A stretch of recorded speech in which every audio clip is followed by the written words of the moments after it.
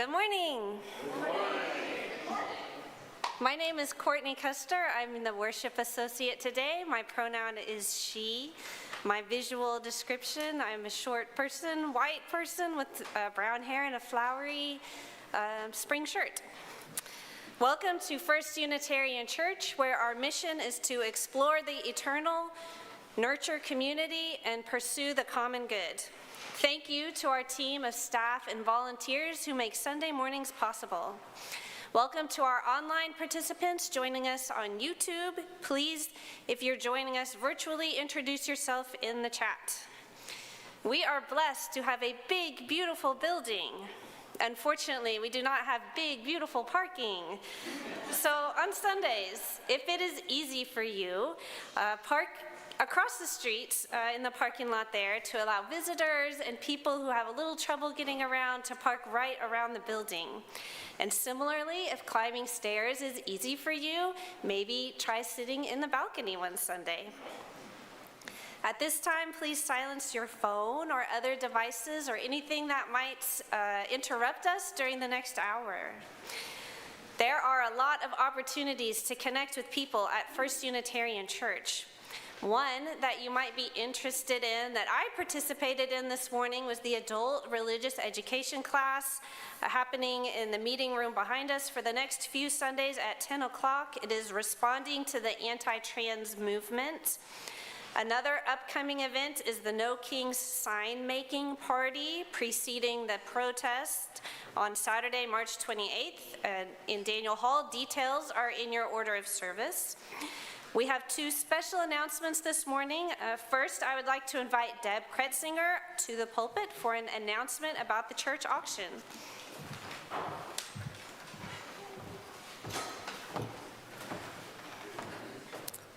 Good morning. I'm Deb Kretzinger. I'm an older white woman that used to have naturally blonde hair. I've got a white top and red bottoms. So I'm here to tell you about the auction, which is one of our biggest fundraisers of the year, if not the biggest. It's starting April 19th, and it ends on May 2nd. It's an all online silent auction. If you've never participated, it's very easy to do so, as long as you can get on the computer. We have, oh boy, so many things. I can't even list them all. We're offering dinners, there's gift baskets, there's workshops, there's theater tickets, gift cards. The list goes on. There's a lot of stuff that we have. We're still collecting donations, so if you have some skill that you would like to offer or you like to throw parties, we would be happy to add that to our list. And we have a table in Daniel Hall, both before service and after, so if you have any questions, just come see us there. If you want to do a donation, come see us there. What else? Oh, it's easy to register. If you look in the newsletter, we'll have information about how to register for it. And I think that's it. So please, if you haven't done it before, the auction's a lot of fun, and we hope that you participate. Thank you. Thank you, Deb. And now another special announcement, this from Maureen Harvey, to make an announcement about Voice.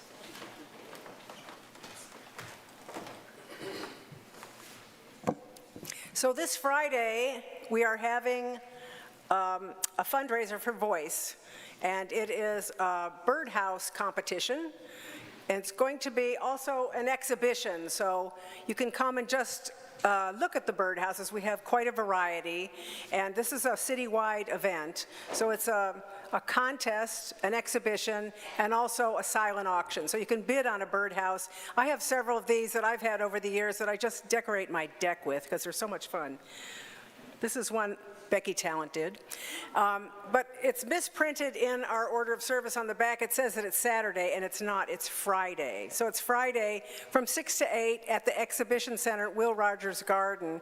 It's going to be a fun event. We'll have beer and wine, and we'll have snack food and just come and admire all the entries. Most of them will be from First Unitarian, but there still will be a lot citywide. So please come support Voice. Thank you.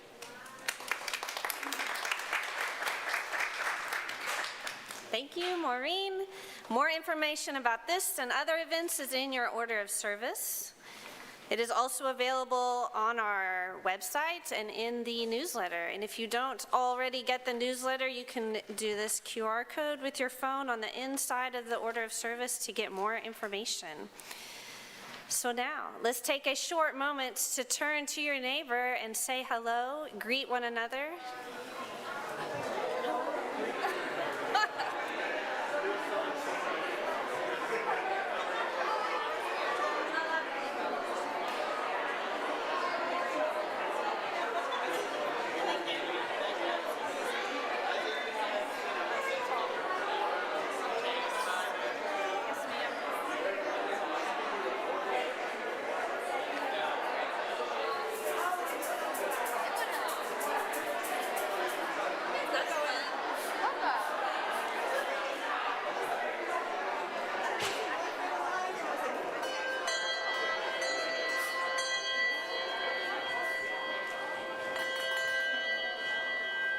We are getting good at that.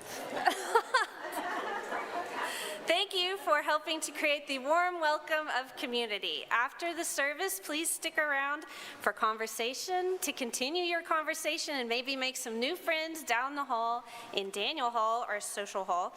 To help get you started, there are discussion questions also in your order of service today, so take a look at those. The flowers on the altar this morning were donated by Scott and Maureen Harvey, celebrating their 37th wedding anniversary.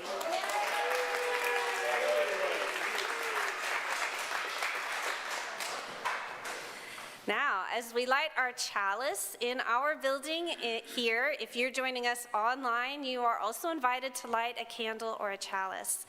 Ivy Love is our chalice lighter this morning. We light our chalice in Midtown, Oklahoma City, on land that was home to First Americans, including the Apache, Caddo, and Wichita, and land that was taken from the Muskogee and Seminole and other removed and relocated peoples.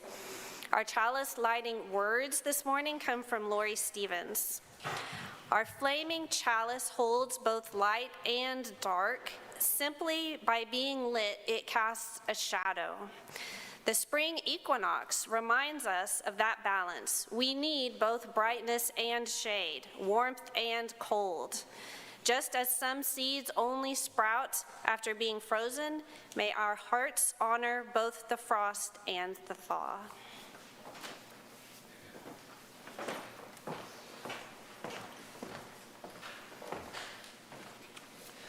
You may have noticed our memorial candle is out this morning. This week, Ashley Spaulding, sometimes known as Nicole Ashley Spaulding, passed away at home. Ashley was a volunteer in our religious education program as a volunteer in the nursery. She was also active with the Free Mom Hugs movement here in Oklahoma City. We light this memorial candle to honor her death and her life. May it be a beacon of hope and a source of warmth for those who need it.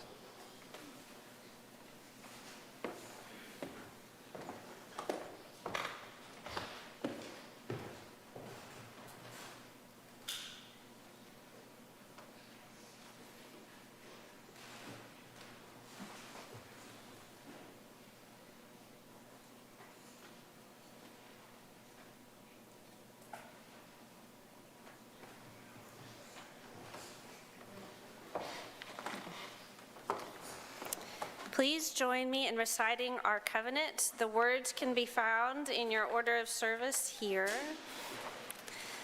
Love is the spirit of this church, and service is its law.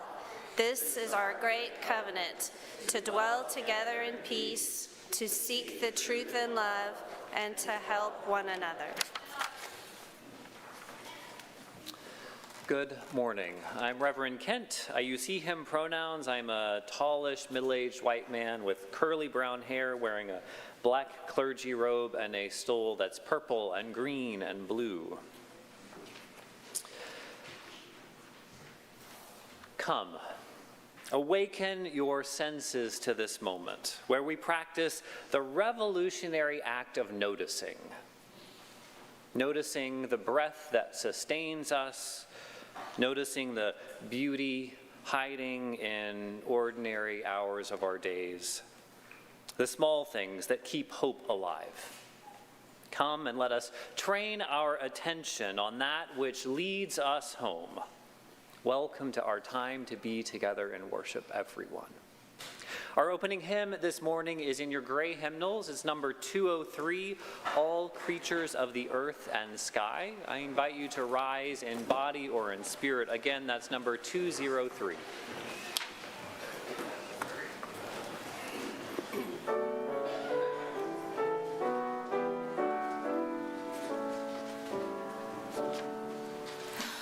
All creatures of the earth and sky, come, kindred, lift your voices high. Alleluia, alleluia. Bright burning sun with gold and beam, soft shining moon with silver gleam. Alleluia, alleluia, alleluia, alleluia, alleluia. Swift rushing wind so wild and strong, white clouds that sail in heaven along. Alleluia, alleluia. Fair rising morning peers rejoice. High stars of evening find a voice. Alleluia, alleluia, alleluia, alleluia, alleluia.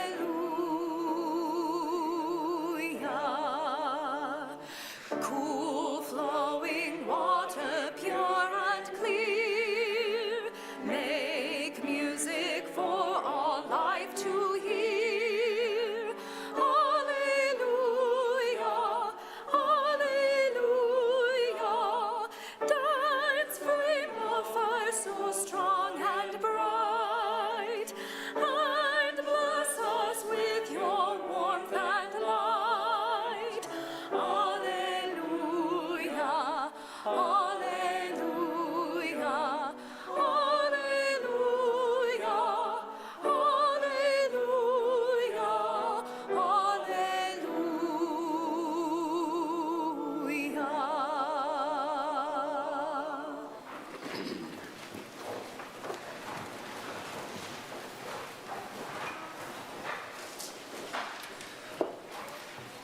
Would you join me for a short time of prayer or meditation?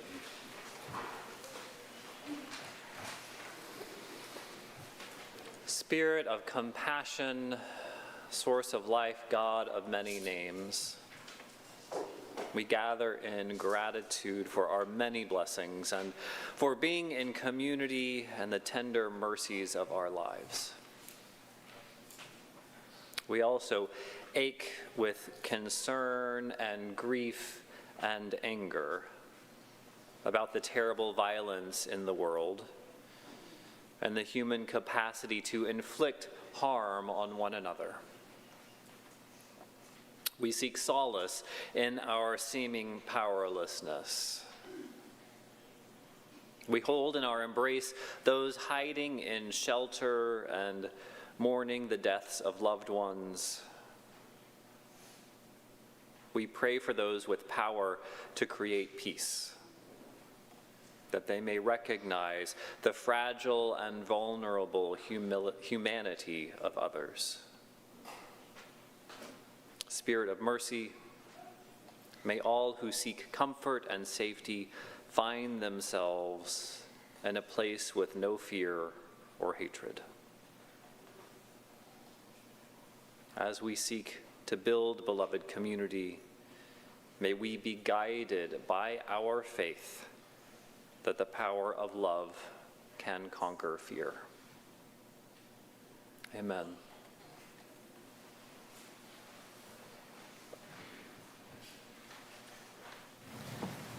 Our time for all ages this morning is called Hide and Seek with God.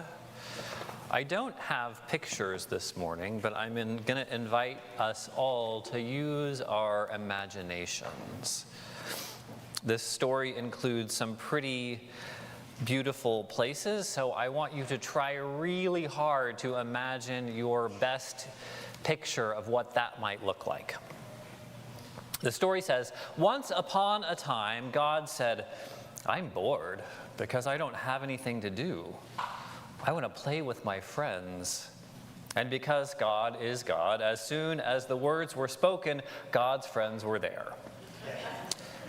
And when God saw all of them gathered, God said, I've been bored because I haven't had anything to do. Let's play something. Good idea, said God's friends. What shall we play? God thought for a minute and then said, I know, let's play hide and seek. The friends all said, yeah. They knew that hide and seek with God was always exciting and different because God was the one who hid, and God always thought of really wonderful places to hide. So God's friends all closed their eyes tight and counted to 10. When they opened their eyes, God wasn't there anymore. So they all went off on their different ways to look for God. One friend decided to look close to the earth and soon came to a beautiful meadow.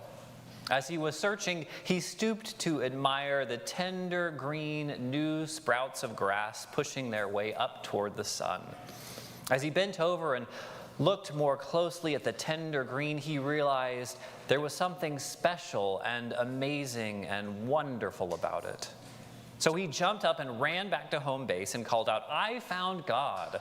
God is green and growing. I found God in the grass. Another one of God's friends decided to look for God in the night. She watched the sun go down and heard the noises of the day get quiet, and saw the lights of the houses go out. As it got darker and the peaceful night wrapped itself around her, she listened very closely. And then she realized there was something special and amazing and wonderful about it. And it was so still that she could see and hear nothing at all. She suddenly jumped up and ran back to home base calling out, I found God. God is dark and peaceful. I found God in the night. The third friend looked on the earth and felt the mystery of the grass growing and toward the sun. He stayed and watched the night come on, and he felt the mystery of darkness and the stars. He thought to himself, these mysteries are special and amazing and wonderful, but when he finally came back to home base, he said, I found wonderful mysteries, but I'm not sure I want to call them God. A fourth friend decided to look for God where people were. He joined a group of people going home from work and went with them into the stores where they bought their food. And he went back out into the street as they started for their homes. He was with them when someone came up and said, I'm hungry. Could you share some food with me? The people readily agreed as he watched them share. And he realized there's something special and amazing and wonderful about people when they're sharing. He ran back to home base and called out, I found God. God is love and sharing. I found God in people who care for each other. Finally, two more of God's friends, a boy and a girl, decided to look for God together. After a time, they came to a house and decided to look for God in that house. In the house, there was a room, and they looked for God all over the room, under the bed and in the closet. And finally, they looked for God in the mirror. As they looked into the mirror, they realized there was something special and amazing and wonderful that reflected back at them. They turned around and ran back to home base calling, we found God. We found God in us. At this, God appeared again and said, "I had so much fun. Weren't those good hiding places? Some of you found me, others weren't so sure, and others are still looking. And that's okay, because the most important thing is just to play the game. Let's do it again." I'm sure I can think of some other good hiding places. And they all called out, "Ollie, ollie, oxen free," and the game started all over again. Here ends our story. I hope you all have a great class, actually your club time today, and we will sing you on your way.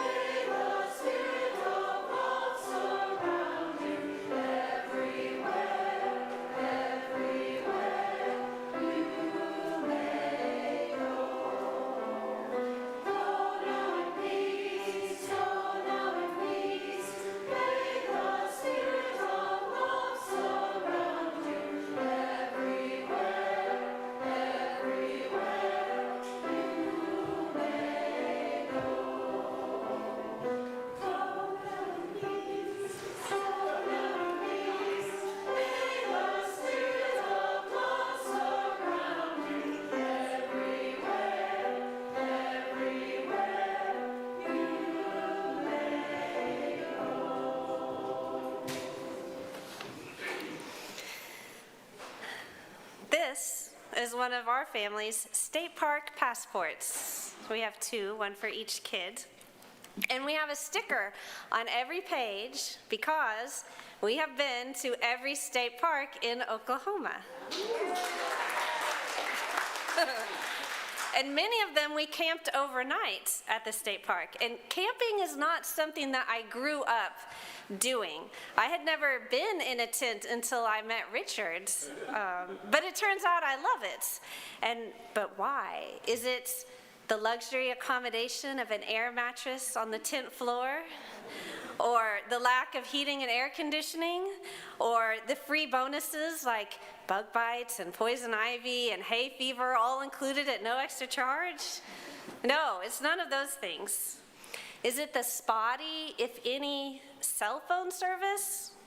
Well, yes, actually, that is kind of it. Going camping is about being in nature and turning your attention entirely someplace else. To set up a little nylon homestead on a patch of grass or dirt for a couple of days is like hitting the reset button. I notice things when I'm camping that I don't notice in the city.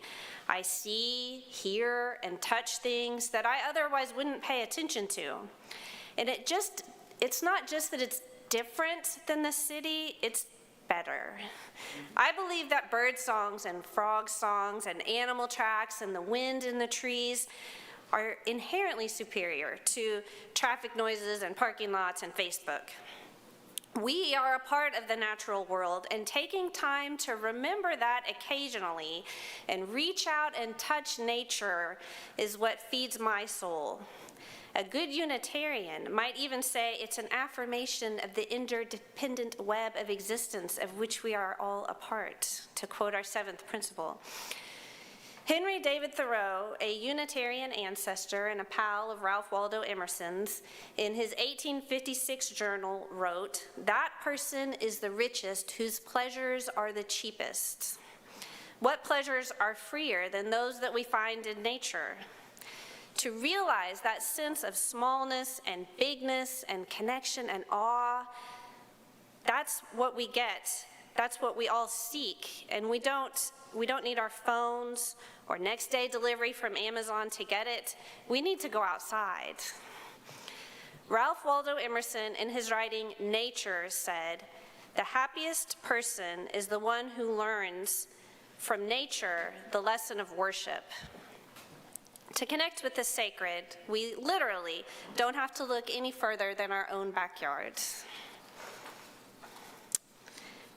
And now our call to offering. Generosity is a spiritual practice that we embrace every Sunday when we take an offering. All the cash and designated checks are distributed directly to external nonprofits that do good work in the world, our Change for Change partners. This month, our offering supports Freedom Oklahoma. Freedom Oklahoma advocates and organizes across Oklahoma and amongst the 39 sovereign tribal nations to build a future where two-spirit, lesbian, gay, bisexual, transgender, queer, and gender-expansive people have the safety, resources, and community to thrive. I would like to invite Solis Evans from Freedom Oklahoma to the pulpit to say a few words about Freedom Oklahoma.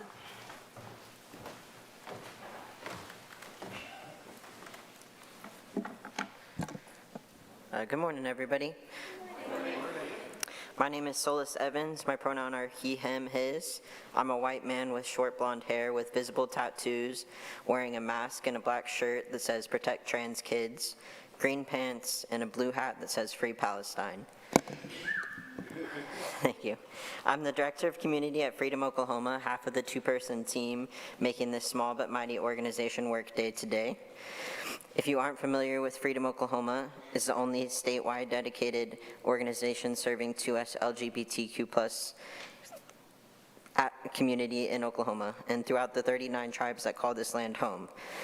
In a place where policy attacks and existing and expending infrastructure, including but not limited to structural racism, the criminal punishment system, colonialism, capitalism, and Christian nationalism, make surviving as a 2S LGBTQ+ person in Oklahoma feel impossible.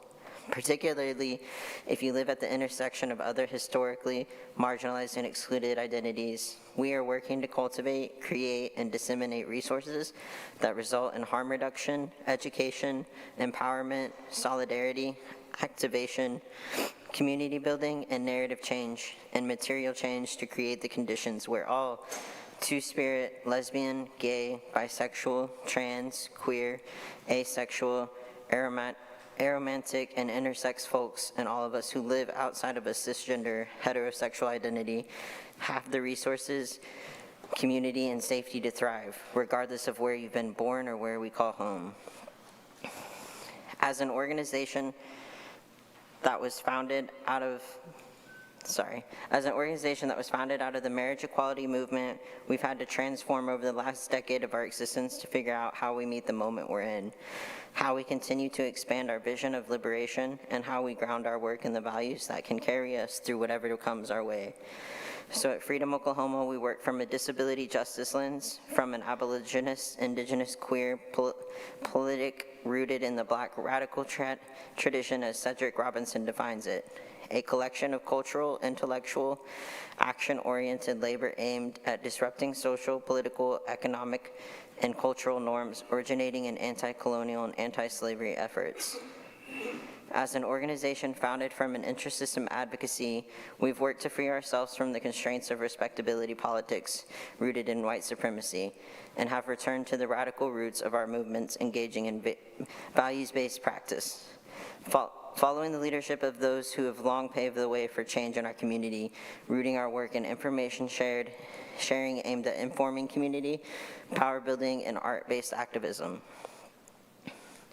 We know that liberation is a community effort that takes place across identities and movement spaces. We are working to ensure that Freedom Oklahoma will always be 2STQ+ led and centered organization, committed to doing work in a way that never compromises on behalf of the most historically marginalized and excluded, including two-spirit folk, trans folk, queer folks, black folks, indigenous folks, disabled folks, poor folks, folks whose existence and survival has been criminalized, people living with HIV, people who use drugs, folks who engage in sex work and other pleasure and or survival economies, folks without access to fixed housing, folks without documented immigration or citizenship status, folks who have been or currently incarcerated, and others who have had the systems of the status quo try to treat their dignity and autonomy as anything other than inherent. We know that we're tasked with work that often feels sacred and impossible. How are we building a future where we all have the safety, resources, and community to thrive everywhere we call home, while also seeing resources roll back, threatening the material sustainability of our organization and the livelihoods of the folks who show up each day in this work? How is this sustainable when living in our values creates conflict that a lot of our community is too traumatized to engage with towards repair? How do we live in our values when it feels impossible to slow down and check in around news cycles that demand responses and funding cycles that want extensive database progress towards goals that are decades in the making in a place like Oklahoma? How do we convince folks that we're worth the investment, that we're worth the work, that 2S LGBTQ+ safety isn't real until it exists for folks in places like Oklahoma? How do we dream when we're constantly pushed into spaces and situations that exasperate scarcity and despair? We're figuring it out because we always have and we have to. We're doing it in community with folks like and including you who are giving your resources and energy to build liberatory futures for us all. Can we count on you to continue the commitment to fighting for our collective freedom alongside us? Thank you for your time and for your numerous ways you contribute to our work and for taking part in making the safety we seek a reality. Beginning here in this building. Our executive director, Cole, and I will both be around after the service, and we'd love it if you'd stop by and say hello, grab some stickers, and ask us questions about our work. Thank you.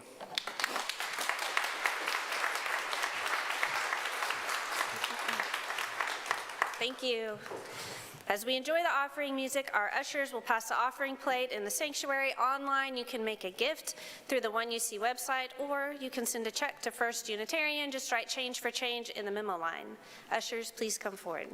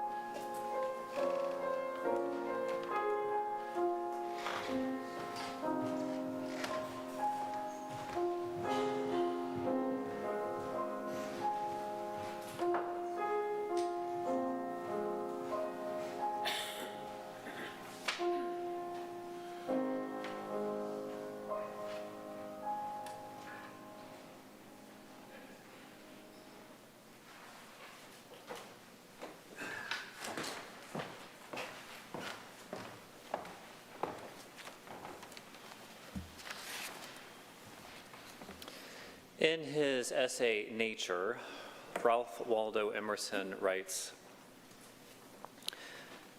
"Crossing a bare common in snow puddles at twilight under a clouded sky, without having in my thoughts any occurrence of special good fortune, I have enjoyed a perfect exhilaration. I am glad to the brink of fear. In the woods, too, a man casts off his years as a snake his slough. and at what period soever of life is always a child. In the woods is perpetual youth. Within these plantations of God, a decorum and sanctity reign. A perennial festival is dressed, and the guest sees not how he should tire of them in 1,000 years. In the wood, we return to reason and faith. There, I feel that nothing can befall me in life. No disgrace, no calamity which nature cannot repair. Standing on the bare ground, my head bathed in the blithe air and uplifted into infinite space, all mean egotism vanishes. I become a transparent eyeball. I am nothing.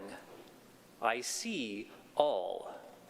The currents of the universal being circulate through me. I am part or parcel of God. Here ends our reading.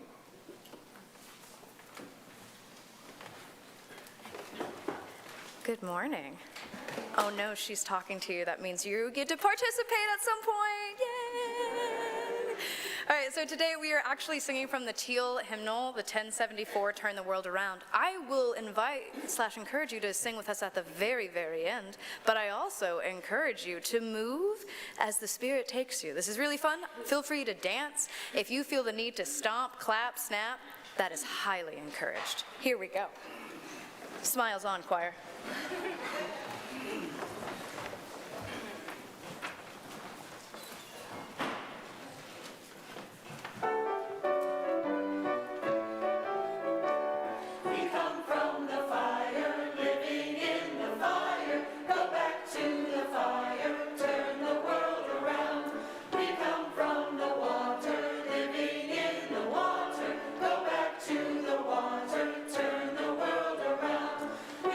From the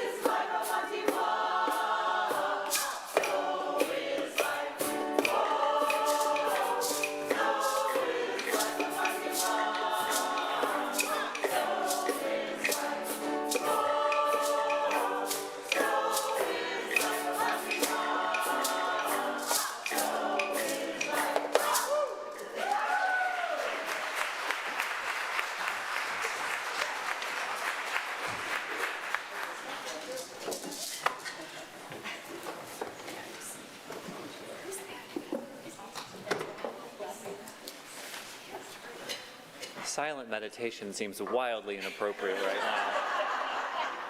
So maybe take that home for your homework. 2 weeks ago, a couple of small trees across the street from my home burst into flower. It seemed like overnight they were ablaze in tiny hot pink flowers all over the otherwise bare branches. Of course, I'm talking about redbud trees. It's been a long time since I was in Oklahoma at this magical time of year, and my partner had never seen redbuds in bloom. So we started noticing them everywhere, and I explained to Ryan how redbuds and dogwoods are native to this area, and while they don't live very long, they are persistent little trees that often pop up as volunteers. We were wondering, when do they get their leaves? And then this past weekend, we visited my parents in Tulsa. There in the front yard, the tree that was the child or maybe the grandchild of the redbud tree that I used to climb reminded me of the next step in life. I had forgotten. Next come the peculiar seed pods that are long and flat. Their dark brown papery shells always looks dead to me. I hadn't realized until this week that they always look that way. Then, as you probably know, what happens probably this week? The vibrant green heart-shaped leaves begin to appear. This has been so much fun this past couple of weeks, looking at nature with new eyes, at the nature that I grew up with. It's so easy to let exquisite pieces of beauty pass unnoticed. I'm grateful I had the reminder this year, and I hope that something shakes my senses awake next spring as well. Noticing beauty in the natural world, finding inspiration and truth outdoors is a big part of our Unitarian Universalist heritage. It's probably most pronounced in our Transcendentalist history. You've probably heard of Transcendentalism as a style of literature. Walt Whitman and Margaret Fuller, Emily Dickinson, Henry David Thoreau, and of course Ralph Waldo Emerson. Even if you haven't read them, you recognize some of those names. They were a group of close friends who were intellectual powerhouses. They were writing at a really important time in American history. They were creating a whole new American canon of literature as a distinctly American culture was emerging. This was also a time when Unitarianism was differentiating itself from the rest of Protestant Christianity. All of these brilliant writers, the Transcendentalists, were connected to Unitarianism if they weren't Unitarian themselves. And their ideas shape our theology today. In some ways, Transcendentalism was a critique of Unitarianism's formality that we seem to still inherit.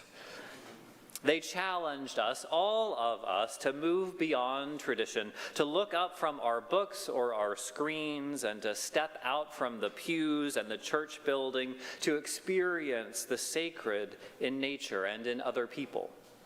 They believed that reaching out to personally experience that richness was the key to our fundamental connection with the universe, not reading about it.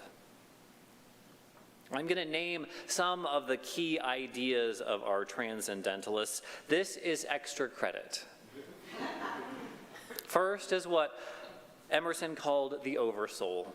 The Oversoul was basically a spiritual or divine energy that animates nature and humanity, really all of creation.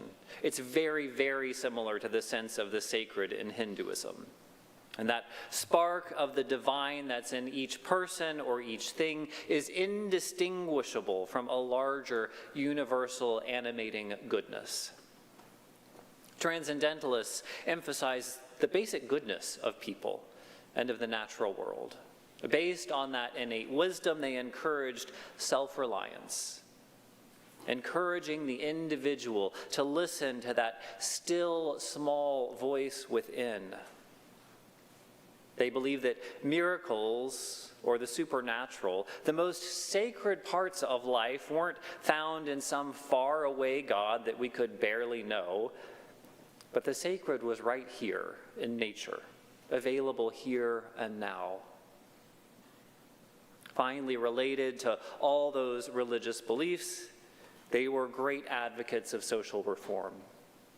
They worked for the abolition of slavery and women's suffrage and opposition to manifest destiny and opposition to the Spanish-American War. These are our people. That was a big information dump. But what I want you to hear is that some of our most closely held values today are rooted in transcendentalism. And their appreciation for beauty and nature and the goodness of our neighbors was not a distraction from the injustices of the world. Quite the contrary, their awareness of beauty and goodness fueled their fight for justice. We can take note of that today.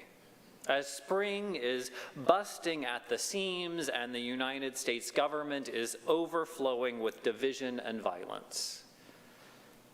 Noticing the natural world, paying attention to beauty, isn't a distraction. It's a ballast. It's a reminder of what we hope for, spiritual sustenance for the work. Paying attention and appreciating what's out there asks more, a little more, than stepping outside of the church or of our homes. From Oklahoma, you might be surprised to know that in Los Angeles, there are lots of little pockets of nature, really wonderful places. A friend of mine recently bought a home near the Hollywood Reservoir. It's so named because it has spectacular views of the Hollywood sign that we're all familiar with. The 3.5-mile walk path around the reservoir is a lovely escape from the bustle of the city. A couple of years ago, we went for a walk around the reservoir one afternoon, and during a lull in conversation, we passed a pretty big deer. They have mule deer in California that are a lot bigger than our white-tailed deer. It was standing there in plain sight. I assumed everyone saw it, and I didn't say anything because I didn't want to frighten it. Several minutes later, during our walk, I mentioned the deer, only to find that none of the other 3 people walking with me had seen it. I was amazed as they were at the difference in our perception. It was right there in plain sight. I've come to appreciate that spending time outdoors has helped me become a little more attuned to subtle movements and sounds and the silence that wildlife brings sometimes. I don't have a particularly sophisticated palate for wine or an ear for good jazz or opera, but spending time outdoors, at least more time than my friends in California, has helped me notice things. It seems that our awareness and attention can expand when we learn to appreciate, I guess some call them the finer things in life. Last week, here at Lake Hefner, I was on another walk. A large group, maybe 100 people or so, gathered to accompany some Buddhist monks who were walking for peace. You may have heard this news story about the peace pilgrims. 19 Buddhist monks and apparently a dog walked from Texas to Washington, D.C. to promote peace, kindness, and mindfulness. And the local Buddhist communities arranged for a few of those monks to come to Oklahoma City. After a nice meditation, we went for a silent walk along the path at Lake Hefner. The people watching at these sorts of events is half of the fun, in my opinion. Will I know anyone there? Will any of my church members be there? Will people be wearing their religious garb? Yes, to all of those. Several people were wearing a t-shirt with a text that read, "To understand is to love." I thought it was silly at first. That's usually my reaction to bumper sticker or t-shirt wisdom. Maybe it was because it was a beautiful day or the cause that we were gathered for, but the sentiment grabbed me eventually. To understand is to love. I later found that that's a core teaching of the Buddhist monk Thich Nhat Hanh. The phrase he usually uses is, "Understanding is love's other name." There's a great truth in that simple message. Learning enough about another to understand why they do what they do in the world is very, very close to loving them. Spending time to be aware of the world around us, trying to understand it, is a step toward love, a step toward growing our hearts. In fact, it's very difficult not to love something when you come to appreciate how complicated it is.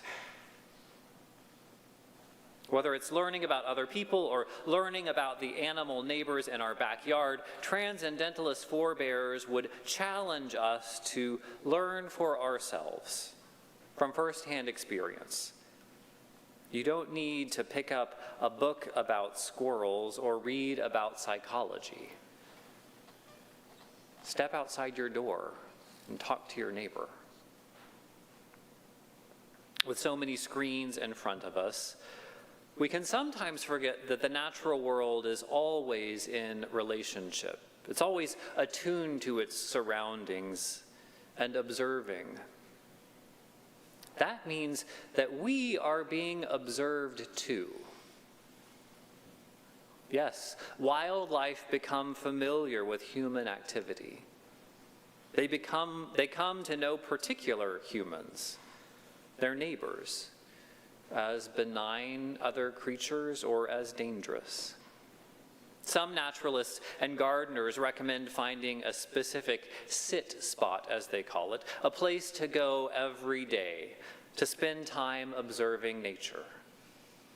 In the same spot, you notice the changing light of seasons, the patterns of the weather. If you're lucky, you'll be visited by some migrating birds or butterflies.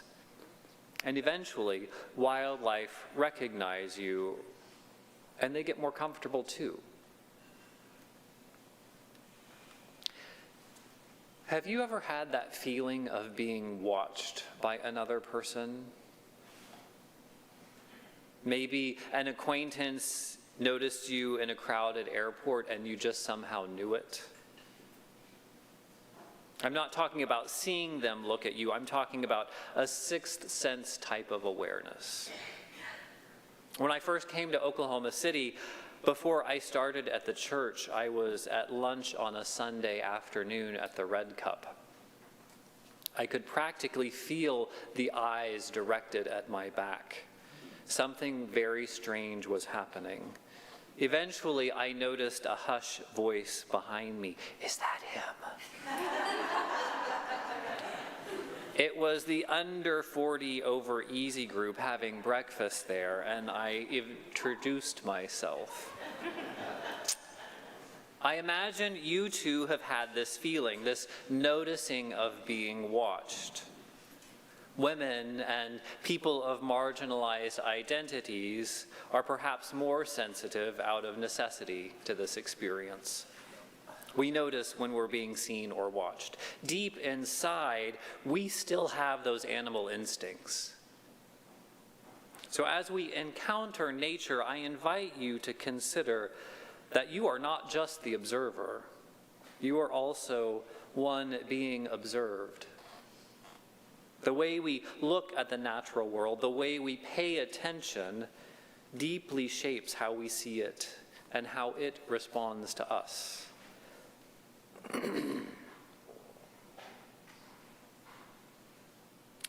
In our opening pages of the Great Hymnal, there's a list of our 6 sources of our tradition.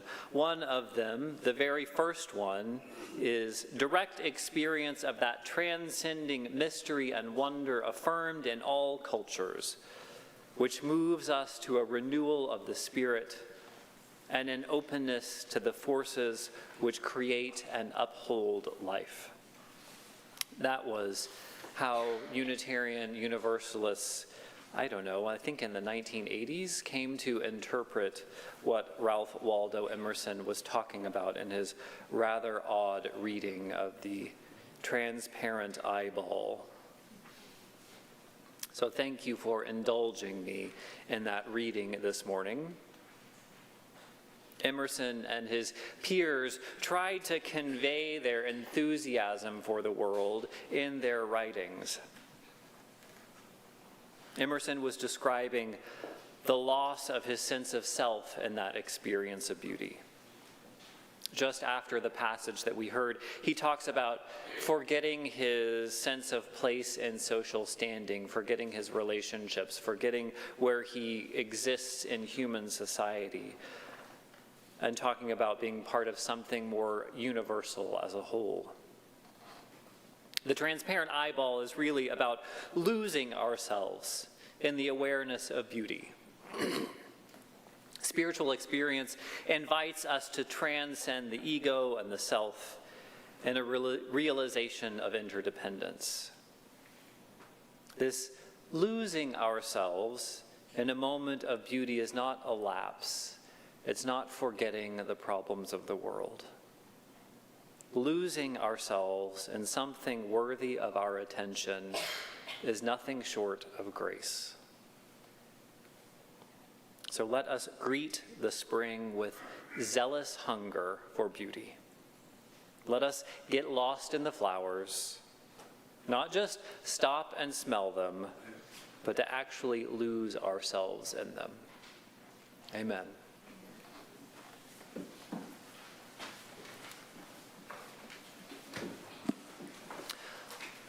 Our closing hymn today is number 21, For the Beauty of the Earth. I invite you to rise in body or in spirit to join in singing.